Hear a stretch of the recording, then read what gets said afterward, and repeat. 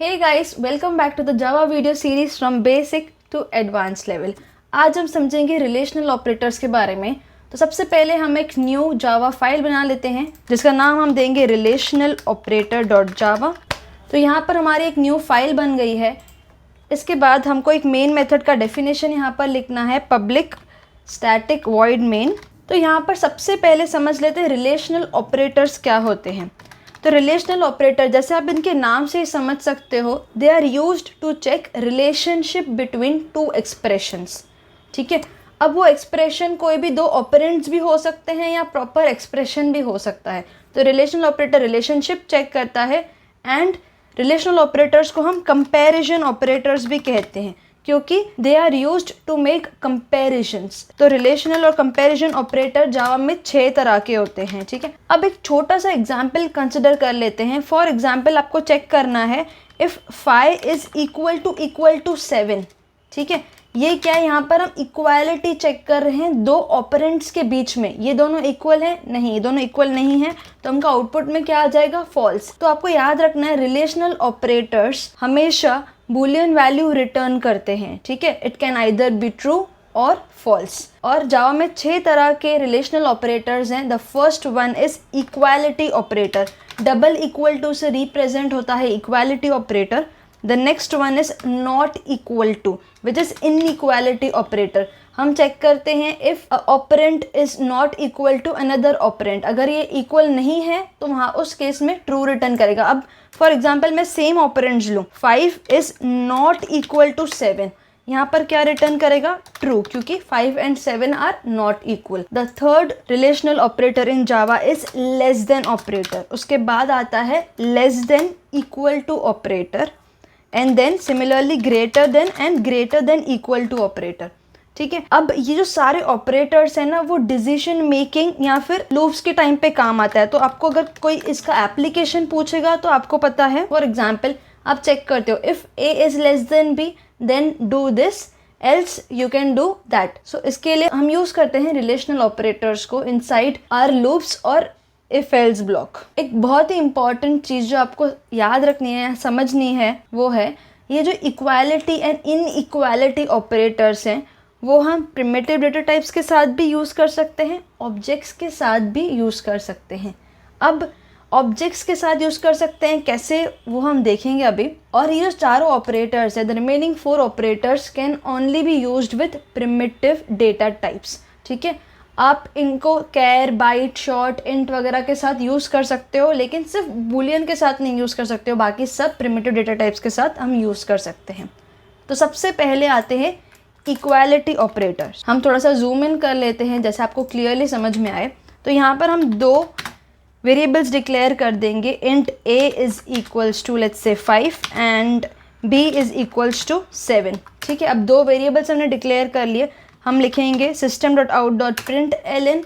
हम चेक करेंगे if a is equals to b। Similarly हम लिखेंगे system.out.println a is not equals to b and next will be, अगर हमको check करना है a is less than b और a is greater than b। हम लेस देन इक्वल टू भी check कर लेते हैं, a is less than equal to b और a is greater than equal to b। अब ये सारे एक बार डिस्कस कर लेते हैं बिफोर रनिंग दिस प्रोग्राम। तो 5 is equal to 7, is it true और is it false? It will return us the value false. Not equals to, yes, these both values are not equal. 5 is less than 7, true, it is less than 7। And यहाँ पर पूछ रहा है 5 is greater than 7, no, false।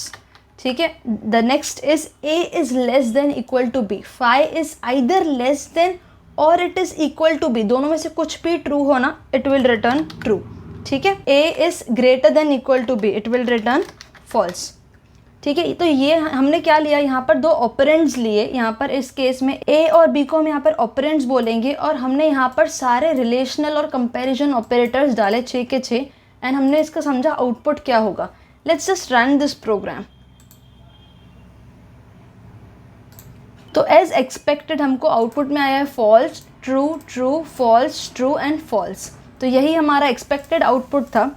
अब एक और चीज़ हम कर सकते हैं यहाँ पर। फॉर एग्जाम्पल हमारे पास 2 अलग अलग एक्सप्रेशन है। एक एक्सप्रेशन में है 5 + 7 ठीक है, हम चेक कर रहे हैं if this expression is equal to 6 into 2। तो यहाँ पर मैंने दो एक्सप्रेशंस लिख लिया है, this will return us 12 and this will return us 12। तो ये इक्वल आउटपुट क्या आना चाहिए, true, correct. Let's run this program and see. तो जो यहाँ पर सबसे लास्ट वैल्यू आई है वो आई है ट्रू। सिमिलरली आप यहाँ पर इनइक्वालिटी ऑपरेटर भी चेक कर सकते हो, राइट। हम यहाँ पर दे देंगे 5 + 7 is not equals to 6 into 3, this is not equal to this value, it will return true. तो आप आउटपुट में देख सकते हो फिर से यहाँ पर वैल्यू आ गई ट्रू, ठीक है। तो हम यहाँ पर ऑपरेंड्स भी मेंशन कर सकते हैं और एंटायर एक्सप्रेशंस भी मेंशन कर सकते हैं। तो मैंने आपको ऑलरेडी बताया है कि equality and inequality operator can work with primitive data types as well as they can work with objects. तो ऑब्जेक्ट्स के साथ कैसे वर्क करते हैं वो देख लेते हैं। तो हम यहाँ पर एक न्यू स्ट्रिंग डिक्लेयर करते हैं कॉल्ड एज obj1, जिसको हम एक वैल्यू दे देंगे, let's say hi from programming with Nisha. तो हमारा ये फर्स्ट स्ट्रिंग है obj1। अब मैं ये सेम स्ट्रिंग को कॉपी कर दूंगी और मैं दे दूंगी obj2, ठीक है। तो हमारे पास दो स्ट्रिंग्स हो गई called as obj1 and obj2, and ये दोनों न्यू स्ट्रिंग्स हैं जिनकी वैल्यू सेम है, हेलो फ्रॉम प्रोग्रामिंग विद निशा। अब हम यहाँ समझ लेंगे कि ये दोनों स्ट्रिंग्स इक्वल है या नहीं, ठीक है। So obj1 is equal to obj2। तो यहाँ पर आप सोच के अंदाज़ा लगा सकते हो कि ये दोनों का जो वैल्यू है वो एकदम इक्वल है।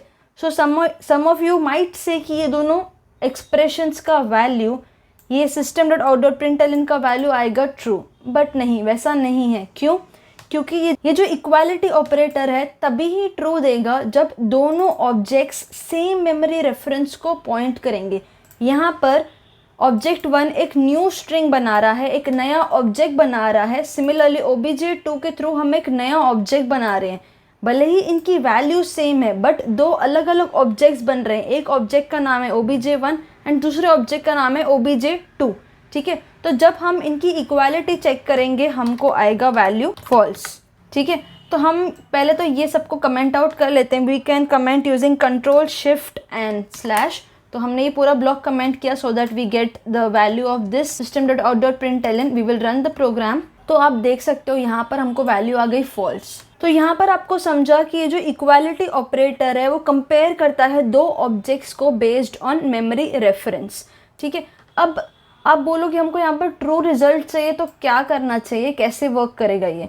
तो लेट्स से हम एक ऑब्जेक्ट 1 बना रहे हैं न्यू स्ट्रिंग एंड ऑब्जेक्ट 2 बना रहे हैं जिसको मैं वैल्यू डायरेक्टली दे रही हूँ ऑब्जेक्ट 1, ठीक है।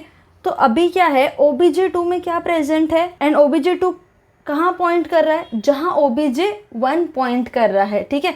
तो अभी एक न्यू स्ट्रिंग को ऑब्जेक्ट है हमारे पास। अब इस ऑब्जेक्ट को obj1 भी पॉइंट कर रहा है, obj2 भी पॉइंट कर रहा है। सो when we will write obj1 is equal to obj2, it will return us value true, क्योंकि एक ही मेमोरी रेफरेंस को हमारे दोनों ऑब्जेक्ट्स पॉइंट कर रहे हैं। Let's just run this program and see. Yes, it is returning value true. तो अभी हमने सारे रिलेशनल ऑपरेटर्स देख लिया है। In the upcoming video we will see what are logical operators in Java.